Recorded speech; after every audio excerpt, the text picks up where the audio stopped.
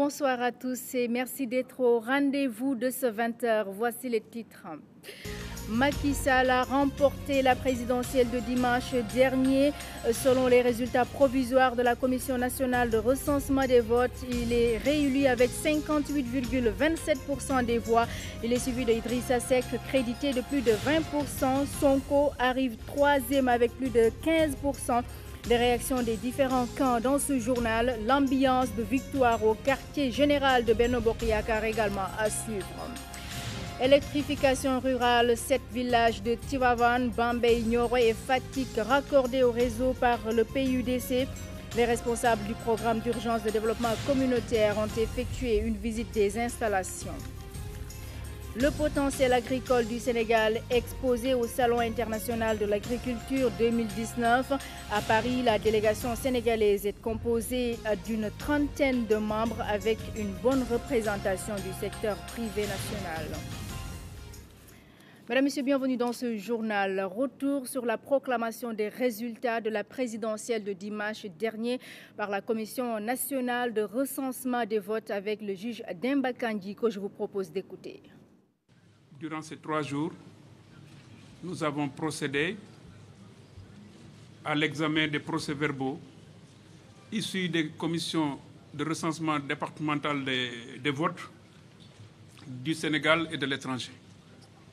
Nous avons ainsi examiné 53 procès-verbaux qui n'ont fait l'objet, sauf rectification et harmonisation d'écriture, qui n'ont fait l'objet d'aucune réserve.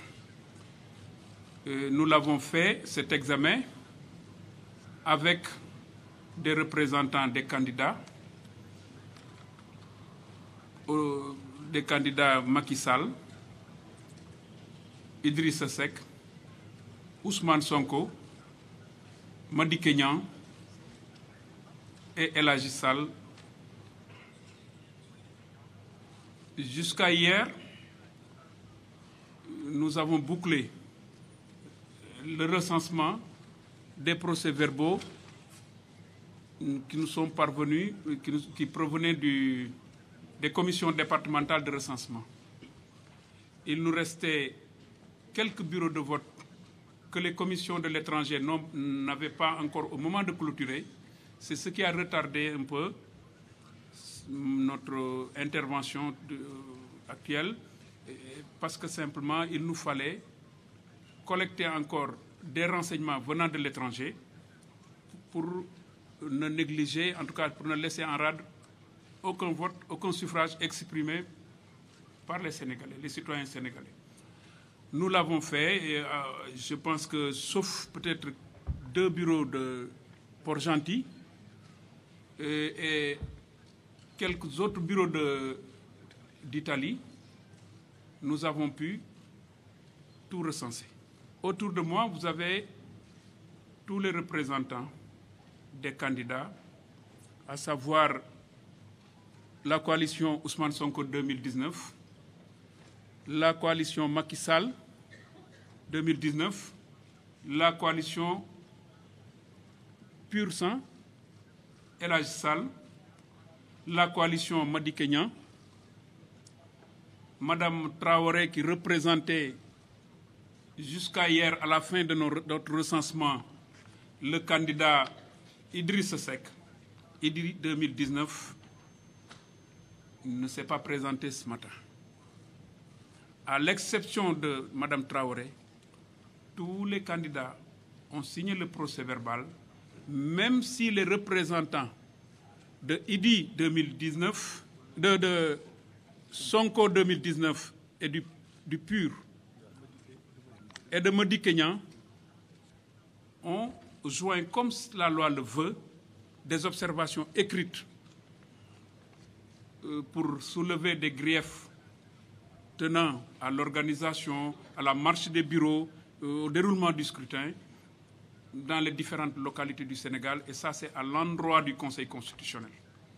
Comme le veut la loi, nous sommes tenus d'annexer ces observations au procès-verbal qui est destiné à transférer notre saisine à l'appréciation du Conseil constitutionnel. Je m'en vais maintenant procéder à la proclamation provisoire des résultats. Nombre d'électeurs inscrits 6 683 043. Nombre de votants 4 426 344. Nombre de bulletins nuls 42 465. Nombre de suffrages valablement exprimés 4 383 879. Répartis comme suit. Macky Sall 2 554 605, soit 58,27%. Idrissa Seck 898 674, soit 20,50%. Ousmane Sonko 687 065, soit 15,67%. Madické Niang 65 002, soit 1,48%. El Hadji Sall 178 533, 178 533, soit 4,07%. Et je signale que le taux de participation est de 66,23%. Voilà la suite de ces résultats publiés par la Commission nationale de recensement des votes. Son Excellence, Monsieur le Président de la République, a reçu des appels téléphoniques de félicitations de Son Excellence, Monsieur Recep Tayyip Erdogan, Président de la République de Turquie, Sa Majesté Mohamed VI, Roi du Maroc, Son Excellence, Monsieur Nana Akufo-Addo, Président de la République du Ghana, et Son Excellence, Monsieur José Mario Vaz, Président de la République de Guinée-Bissau. Nous restons dans le cadre de cette actualité de la proclamation des résultats provisoires de la présidentielle que nous allons vous proposer à présent avec du visuel. Nous retrouvons tout de suite cher Bamba Gueye de l'autre côté du studio. Bonsoir cher Bamba Gueye. Alors, comment se présentent les chiffres?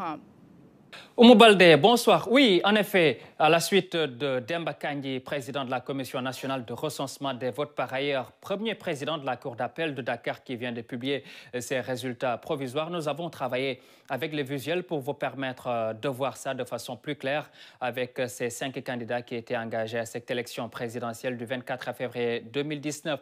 Nous allons voir les suffrages que ces 5 candidats ont pu collecter. Nous allons le voir avec ces 5 candidats qui étaient engagés donc à cette élection présidentielle avec l'écran qui s'affiche. Nous allons d'abord commencer par le nombre d'inscrits sur le fichier électoral qui sont 6 683 043 électeurs inscrits. Quant aux votants, il s'agit de 4 426 344 votants. Et quant aux bulletins nuls, il s'élève à 42 465 bulletins nuls. Et voilà ce que cela traduit en termes de suffrage valablement exprimé avec ce chiffre de 4 383 879, donc suffrage valablement exprimé. Et voilà ce que ça donne. À l'écran, le candidat Macky Sall qui arrive en tête avec 2 554 605 voix, suivi de Idrissa Seck, 898 674 voix. Ensuite, Ousmane Sonko qui vient en 3e position avec 687 065 voix. Derrière lui, il y a Issa Sall, le candidat du Parti de l'Unité et du Rassemblement, qui obtient 178 533 voix. Et Madické Niang qui arrive donc avec 65 002 voix. Voilà, on a vu donc ces résultats en valeur absolue, ce que ça a donné qui concerne les 5 candidats qui étaient à cette présidentielle 2019. Maintenant, nous allons voir le pourcentage que chacun a pu avoir, ces 5 candidats ont pu avoir donc en valeur relative, ce que ça va traduire en termes de pourcentage de chaque candidat, comme on va le voir avec d'abord le président Macky Sall, qui obtient un score qui s'élève à un taux de 58,27%. Il est suivi de Idrissa Seck de la coalition IDI 2019. Idrissa Seck qui obtient ce taux de 20,50%. Idrissa Seck qui est suivi de Ousmane Sonko de la coalition Sonko Président. Ousmane Sonko qui obtient ce taux de 15,67%. Il est suivi d'un autre candidat, El Hadji Issa Sall du Parti de l'Unité et du Rassemblement Pur Sang. El Hadji Issa Sall qui obtient ce taux de 4,07%. Et ensuite, Maître Madické Niang qui arrive avec ce taux de 1,48%, Maître Madické Niang de la coalition Madické 2019. Voilà donc décrite la situation, nous l'avons vu avec les pourcentages de chaque candidat que nous avons vu là entre ces différents candidats qui étaient engagés à cette élection présidentielle de 2019. Voilà ce que ça donne, la situation présentée en images, en visuel que nous avons travaillé après la suite donc, de la publication des résultats provisoires par le président de la Commission nationale de recensement des votes, le premier président de la Cour d'appel de Dakar, le juge Demba Kandji. Voilà donc au mot résumé la situation que nous avons pu travailler pour vous permettre d'avoir donc une idée beaucoup plus claire en visuel de ce que ces résultats ont donné en termes de valeur absolue, mais également en termes de valeur relative avec les pourcentages de chaque candidat. Merci beaucoup, cher Bamba Gueye, pour ce décryptage avec du visuel. Nous restons toujours dans le cadre de cette publication des résultats provisoires de la présidentielle. À la suite, la coalition Sonko Président a déploré le déroulement du scrutin. Selon son mandataire, les procès-verbaux examinés ne sont pas conformes au suffrage exprimé. Nous écoutons cher Aliou Gueye au micro de Saliou Seck. On tenait à être là. On n'avait pas voulu faire la siège vide. Les gens se disent, voilà, vous êtes là, pourquoi vous êtes là? Non, on est là pour éclairer les Sénégalais sur la manière dont ce scrutin s'est passé. Et ça, c'est fondamental. Il faut que les Sénégalais soient conscients de ce qui s'est passé. L'autre point, c'est tout ce qui s'est passé avec les votants hors bureau. Certains bureaux de vote à l'étranger, en Europe du Sud, les PV ne sont pas arrivés. Il y a des PV qu'on n'a même pas intégrés sur les chiffres qu'on vous a donnés. En Italie, en Espagne, en France, il y a des PV qui n'ont pas intégrés. L'autre point, c'est relatif à tout ce qui concerne des bureaux de vote où personne n'a signé les PV. Donc ici, on a traité des dossiers dans des conditions très difficiles. Mais nous, Sonko Président, tenait à être là. Le mandataire de Benno Bokk Yakaar, lui, a magnifié le déroulement des travaux de la Commission nationale de recensement des votes. Selon Serigne Mbaye Thiam, tous les procès-verbaux ont été examinés et validés sans contestation. Il ajoute que la victoire de la coalition à Benno Bokk Yakaar traduit la confiance des Sénégalais vis-à-vis du président Macky Sall. Nous écoutons à ce propos Serigne Mbaye Thiam au micro de Saliou Seck. Ce que je voudrais indiquer, c'est que nos travaux se sont déroulés dans une bonne ambiance, faite de respect et de courtoisie, en présence des 3 magistrats de la Cour d'appel, de la Sénat, la Commission électorale nationale autonome, des représentants de tous les candidats, sauf si la représentante de la coalition IDI 2019 a assisté au début des travaux, n'a pas assisté à nos travaux aujourd'hui. Des observateurs nationaux et internationaux.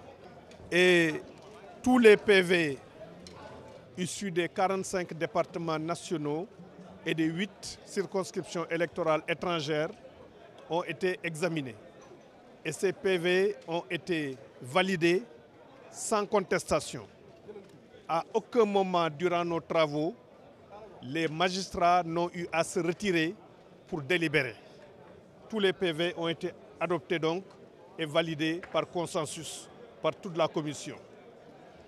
Et en même temps qu'on examinait les PV départementaux, lors de l'examen, on indiquait les candidats qui étaient présents, on indiquait aussi le nombre de suffrages et toutes les données du PV, sans aucune contestation de quelque candidat que ce soit. Et en même temps, on projetait les résultats par bureau de vote et par département à l'écran. C'est dire donc que nos travaux se sont déroulés dans d'excellentes conditions et les résultats sont conformes au PV des commissions départementales qui n'ont enregistré aussi aucune contestation de la part des représentants des candidats dans ces commissions départementales. En tant que représentant du candidat Macky Sall, nous nous réjouissons de ce score, qui est un score qui traduit la confiance des Sénégalais vis-à-vis du président Macky Sall et du travail qui a été fait. Je fais observer qu'au deuxième tour de 2012, le président Macky Sall avait été élu avec 1 900 000 électeurs. Aujourd'hui, il est élu par plus de 2 500 000 Sénégalais. Le taux d'augmentation du nombre d'électeurs sur le président Macky Sall est bien supérieur au taux d'augmentation de la population du Sénégal dans cette période. Ce qui veut dire que c'est une confiance accrue des Sénégalais vis-à-vis du président Macky Sall. À la suite de ces résultats, ambiance de victoire au quartier général de la coalition Benno Bokk Yakaar, la porte-parole du président réélu a magnifié la démocratie sénégalaise. Retour sur les temps forts avec Lamine Touré. Nous avons gagné! Nous avons gagné! Au nom du candidat, le président Macky Sall, saluer le bon déroulement du scrutin, bon déroulement reconnu par les observateurs présents. Une déclaration préliminaire à l'annonce des résultats par la Commission nationale de recensement des votes, le camp présidentiel savoure une victoire électorale. Au nom du candidat, le président Macky Sall, nous saluons également tous les candidats qui ont concouru à l'expression du suffrage universel. En son nom, nous saluons le bon travail des forces de sécurité. Et bien sûr, mesdames, messieurs, nous adressons nos chaleureuses félicitations à notre candidat élu président de la République, le président Macky Sall. 12 régions et 40 départements ont été gagnés par le parti au pouvoir et ses alliés. Il faut savoir que le président Macky Sall est arrivé premier dans 12 des régions parmi les 14 que compte le Sénégal. Le président Macky Sall gagne dans 40 départements sur 45. L'écart entre le président Macky Sall, arrivé premier, avec 58,27% des suffrages, contre le second, qui a 20,50%, soit 37,77 points de différence. C'est dire que le président Macky Sall a eu presque 3 fois le score du second. La diaspora est passée par là. Le président Macky Sall gagne largement dans la diaspora. Dans la diaspora, où sur 143 733 votants, le candidat Macky Sall a obtenu 71 483 voix. Une victoire pour la démocratie sénégalaise selon Aminata Touré, porte-parole du président réélu Macky Sall. La victoire du président Macky Sall, c'est avant tout la victoire de la démocratie sénégalaise. C'est la victoire du peuple sénégalais qui est un peuple mature. Les responsables de la mouvance présidentielle appellent les Sénégalais à poursuivre la dynamique de développement national, c'est-à-dire reprendre le travail partout. Voilà pour cette actualité de la présidentielle. Je le disais également en titre, le programme d'urgence de développement communautaire poursuit sa politique d'électrification rurale. Cette village est située dans les départements de Tivaouane, Bambey, Nioro et Fatick viennent d'être raccordés au réseau. Le coordonnateur national du PUDC a visité les sites pour constater la mise en place des installations. Les précisions de Pape Kolingom. Département de Tivaouane. Première étape de la mission de supervision du PUDC. Ici, les villages de Baitindiaï et Sao, situés dans la commune de Taïbendiaï, viennent d'être raccordés au réseau électrique. Pour chaque village électrifié, on doit délivrer des PV, ce sont des PV de réception. Après cela, maintenant, c'est en ce moment-là qu'on transfère le village à un exploitant. Ça peut être la Saint-Lec ou bien Laser. En ce moment-là, c'est cet exploitant qui prend en charge le raccordement des maisons de ces villages. J'ai hâte de fournir les pièces nécessaires pour disposer de l'électricité. Vous savez, certains travaux de notre métier exigent de l'électricité. Autre localité, autre réalisation. Mbiteyenwalo dans le département de Nioro, Ndjidjouf et Ndjoum dans le Bambey, ces 3 villages accèdent pour la première fois à l'énergie. Le bilan satisfaisant du président Sall est en grande partie dû aux réalisations du PUDC. C'est pourquoi nous félicitons et encourageons son directeur national, Cheikh Diop. Dernière étape de la mission de supervision du PUDC, le département de Fatick. Dans cette partie du Sine, les villages de Kalom, Poudaï et Ngagarlam dans la commune de Ngayokhem tournent désormais la page de l'obscurité. L'électricité est vitale. Pendant le mois de Ramadan, on fait des kilomètres pour se procurer de la glace. Maintenant, nous sommes vraiment soulagés. On est extrêmement contents et très satisfaits du travail réalisé par le programme d'urgence de développement communautaire. On peut dire que les objectifs ont été atteints parce que toutes les mises en service qu'on avait prévues ont été faites, ont été réalisées. L'électricité sera fournie en permanence. Vous avez remarqué que l'éclairage public est allumé. Maintenant, il s'agira pour chaque habitant d'aller faire son abonnement au niveau de la Sénélec. Au terme de cette mission de supervision de la mise en service de l'électrification en milieu rural, le directeur national du PUDC a dressé un bilan satisfaisant des travaux. Cheikh Diop a par ailleurs rassuré que les objectifs planifiés seront atteints à date échue, conformément aux vœux du chef de l'État. Salon international de l'agriculture à Paris. Le Sénégal est représenté avec une délégation d'une trentaine d'exposants. Le déplacement a été facilité par le ministère de l'Agriculture en collaboration avec l'Union des chambres de commerce, d'industrie et d'agriculture. Envoyé spécial à Paris, Hamidou Diop. Pour l'édition 2019 du Salon international de l'agriculture, le secteur privé est aux premières loges.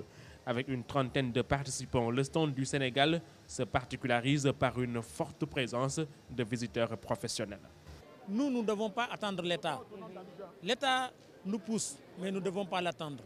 Et c'est pour cela que quand on a vu que c'est vrai que l'administration est occupée et nous, là, on a pris le relais. Donc je pense que, et avec l'appui du ministère, parce que le ministère de l'Agriculture ne nous a pas laissé, il nous a encadré, l'ambassadeur et tout. Et aujourd'hui, on a constaté que, compte tenu que l'État du Sénégal a fait beaucoup d'infrastructures dans le domaine d'exposition, des centres d'exposition, je l'ai dit tout à l'heure, de marché international, le secteur privé et l'État, et avec les exposants, nous allons penser dans la même manière pour ramener les exposants internationaux au Sénégal. Et Inch'Allah, nous allons travailler dessus. Depuis 2 ans, on en parle. Et je pense qu'entre 2019 et 2020, nous allons le faire un défi. Et Inch'Allah, on va le réussir. Les habitués du SIA sont là, avec dans leurs valises tout ce que le Sénégal offre comme production agricole, horticole et forestière. Cette année, les exposants qui participent ont salué l'implication de l'Union nationale des chambres de commerce, d'industrie et d'agriculture. Que nous, secteur privé du Sénégal, nous avons un défi à relever à travers le développement de notre pays. Et j'ai compris à travers ce salon que ce secteur privé peut être le relais du gouvernement sénégalais. Parce qu'au Sénégal, nous sommes actuellement dans des élections. Et l'État est trop pris à travers cette activité. Mais, n'empêche, le président de l'Union nationale des chambres de commerce du Sénégal, en l'occurrence le président Serigne Mboup, a tenu à ce que le Sénégal participe à cette édition. Et il l'a fait avec détermination, dextérité avec son équipe. Il nous a convaincus que nous, secteur privé, nous pouvons participer au développement du pays à travers la promotion de nos produits locaux. Le thème du SIA, des hommes, des femmes et des talents. Plusieurs entreprises et institutions sont venues renforcer la délégation sénégalaise. Culture, une place dans l'avion de Khady Sow, ordures de Momar Talla Kandji et un air de Kora de Angèle Diaban sont les 3 films sénégalais retenus dans la section court-métrage du FESPACO. Ils ont été projetés au Ciné Burkina. Quelles sont les histoires mises en évidence dans ces films? Notre envoyé spécial à Ouagadougou, Ndeye Aïda nous en dit plus. Ciné Burkina était au comble pour cette première projection de Une place dans l'avion. Une histoire drôle d'émigration où tout un quartier court pour prendre l'avion en direction des États-Unis, tel qu'annoncé par la radio.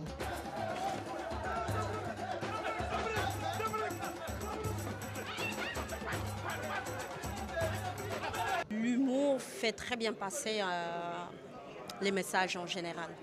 Donc, en fait, ça vient d'une anecdote. Hein. On boit le thé avec des copains, on commence à rêver, l'envie de partir et tout.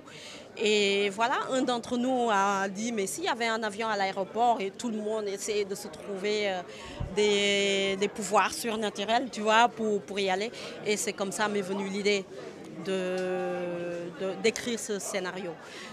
Mais je pense que aussi ça peut se passer comme ça, parce que les gens ont tellement envie de partir que moi je pense que s'il y avait cette annonce-là, pour de vrai, je pense qu'il y a plein d'histoires à raconter comme ça. L'autre film court en compétition est Un air de Cora d'Angèle Diabon. La réalisatrice évoque un amour impossible entre deux personnes de confessions différentes.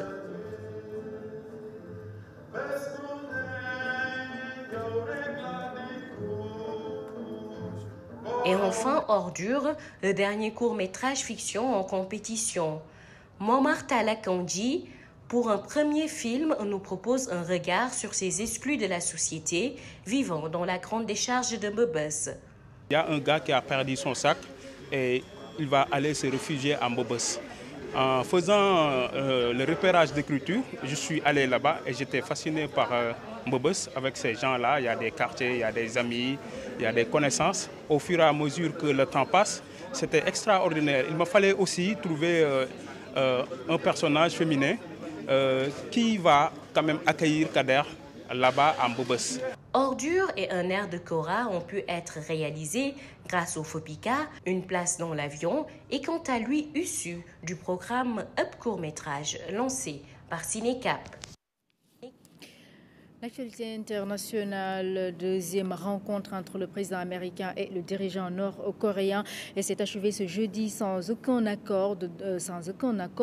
Donald Trump parle d'un point d'achoppement lors d'une conférence de presse. Nous l'écoutons. Simplement, ils voulaient la levée des sanctions dans leur ensemble et nous ne pouvions pas faire ça. Ils étaient disposés à procéder à une dénucléarisation sur les portions de zone que nous voulions. Mais nous ne pouvions pas renoncer à toutes les sanctions. Donc nous continuerons à travailler et nous verrons, mais nous devons passer cette suggestion particulière. Nous devons nous éloigner de ça. Ils voulaient que toutes les sanctions soient levées, mais ils n'étaient pas prêts à le faire dans les zones que nous voulions. Ils étaient disposés à nous donner certaines zones, mais pas celles que nous voulions. Jeux mondiaux d'été d'Abu Dhabi 2019, le Special Olympics va participer dans plusieurs disciplines. Et pour ce faire, les encadreurs ont bien préparé les athlètes. Les précisions de Salou Sek. Ils ont été présentés à la presse, les 27 athlètes retenus pour participer aux Jeux mondiaux d'Abu Dhabi. Pour cette présente édition, ils vont compétir dans plusieurs disciplines. En 2015, nous avons été à Los Angeles avec une délégation de 9 athlètes. Ils ont participé au tennis de table et à l'athlétisme et nous sommes rentrés avec 9 médailles. Et donc 2019 arrive. Nous avons introduit 3 nouveaux sports dans notre participation aux Jeux mondiaux, à savoir l'équitation, la natation et le football. Il faut que le Sénégal soit présent dans ce rendez-vous des enfants vulnérables du monde pour montrer que, bien qu'étant un pays sous-développé, nous sommes là en mesure, nous aussi, d'apporter un appui, un soutien à nos enfants vulnérables et leur donner les moyens de se mesurer aux autres enfants du monde. Pour la préparation technique des athlètes, un programme d'entraînement spécifique a été établi par les encadreurs. Depuis 1 an, on prépare nos enfants dans différents regroupements, c'est-à-dire avec des VSD à Mbour et à Dakar, avec nos soutiens du ministère des Sports, qui à chaque fois quand on se déplace, et à Kaolack, à chaque fois quand on se déplace, ils nous allouent le terrain de football. Tout ce qui appartient à l'État et qui appartient au niveau du ministère des Sports nous ont été attribués. L'État a pris toutes les dispositions nécessaires pour une bonne participation de la délégation sénégalaise. L'État du Sénégal, conscient des efforts que fournissent les parents, conscient de l'effort que fait Special Olympics à travers sa directrice Rajassi, le président de la République, Macky Sall, sensibilisé, a pris en charge toutes les dépenses liées à leur participation à Abu Dhabi. Les Jeux mondiaux d'Abu Dhabi sont prévus du 8 au 20 mars prochain. La délégation du Sénégal va rallier les Émirats arabes unis ce 6 mars. Nous restons avec le monde sportif qui a été endeuillé en début de semaine avec le décès lundi en Tunisie de l'international sénégalais Lamine Sarr. Il a été inhumé aujourd'hui à Cambérène. Une foule a assisté à la levée du corps ce matin à la morgue de l'hôpital principal de Dakar, en S de François Sec. Dirigeants sportifs, anciens coéquipiers, parents et amis, ils étaient tous là pour un ultime hommage à Lamine Sarr, international sénégalais, talentueux attaquant qui a fait ses premiers pas à l'ASC Sandial du plateau. En cadet, il voulait jouer ailier, je lui ai conseillé de jouer avant-centre et il a marqué beaucoup de buts. C'était quelqu'un d'extraordinaire, quelqu'un de bien, il a été mi-buteur, il a été soulier d'or, mais il vivait modestement. Sa trajectoire sportive est couronnée de plusieurs titres avec le Jaraaf. L'ancien attaquant des Lions a également évolué à Sousse en Tunisie, avant de passer plusieurs années sur le banc de Dakar Sacré-Cœur et de la Renaissance comme entraîneur. Tous ont reconnu et magnifié les valeurs et qualités humaines de cet ancien capitaine du Jaraaf de Dakar, soulier d'or en 90. Il est parti sur la pointe des pieds mais avec beaucoup de dignité. Et ça, c'est comme il a vécu aussi. Mais c'est une référence. Ça nous pousse aujourd'hui à faire de bonnes œuvres. C'est une chance et c'est un honneur de l'avoir connu. Donc, paix à son âme. Lamine Sarr, vraiment, c'était un gars extraordinaire. Un gars très ouvert, vraiment très discipliné, simple, vraiment disponible. Vraiment, le monde sportif a perdu. Vraiment, nous aussi, notre famille a perdu. Vraiment, nous prions pour que Dieu l'accueille au paradis. C'était un bon garçon, sérieux, efficace, sans problème. Toujours là pour régler certains problèmes. On souhaite que le bon Dieu l'atterrisse dans son paradis. C'est dans une grande tristesse que l'oraison a été prononcée par Serigne Cheikh Mbacké Thiaw Laye avant que le cortège funèbre ne s'ébranle. Direction Cambérène, où Lamine Sarr va reposer pour l'éternité. Et à son âme. Voilà, ainsi se referme cette édition, mesdames et messieurs. Merci à vous d'avoir été au rendez-vous. Bonne soirée sur la RTS1.